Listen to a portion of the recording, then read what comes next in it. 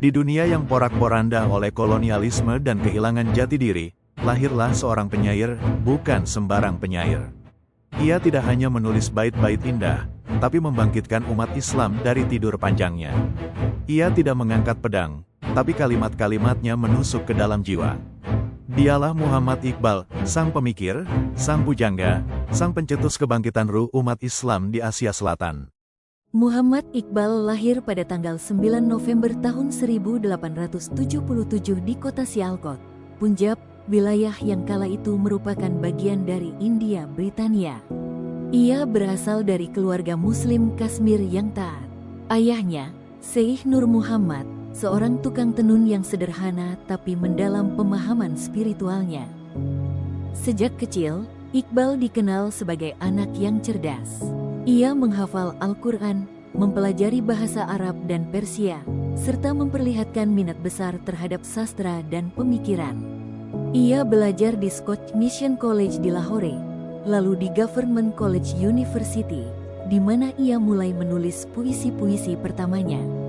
Di sana pula ia bertemu dengan Sir Thomas Arnold, orientalis dan mentor yang memperkenalkannya pada filsafat barat dan membuka pikirannya akan dunia.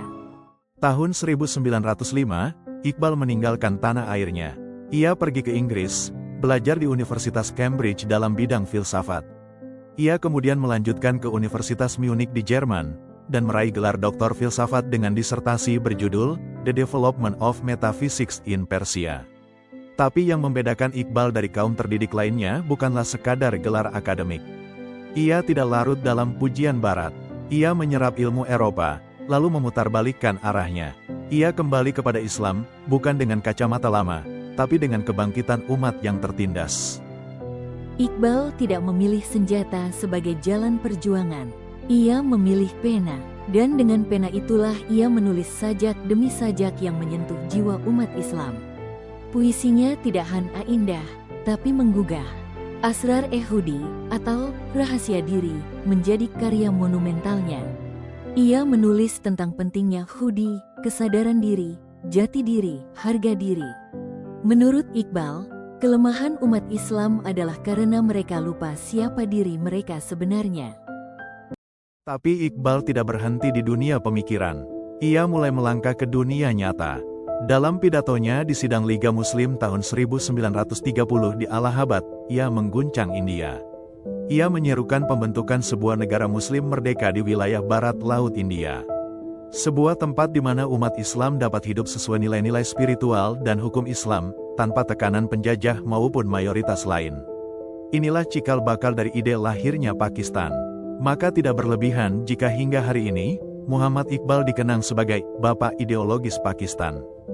Muhammad Iqbal bukan hanya berbicara tentang dunia luar. Ia berbicara kepada hati manusia. Ia menulis, "Bangkitlah seperti elang, dan raihlah langit sebagai tempat bermainmu." Dalam puisinya, ia menyeru, "Tinggalkan kehidupan budak. Dirimu diciptakan bukan untuk merangkak, tapi untuk terbang." Kata-katanya menjadi semangat, menjadi bara api di tengah gelapnya penjajahan. Iqbal mengajarkan bahwa Islam bukanlah agama masa lalu. Islam adalah cahaya masa. Muhammad Iqbal wafat pada tanggal 21 April tahun 1938 di Lahore. Ia tidak sempat melihat negara yang ia impikan berdiri. Tapi dunia tahu, jika Pakistan punya tanah, maka Iqbal lah yang menanam benihnya. Ia dimakamkan dengan khidmat di samping Masjid Badsyahi yang megah.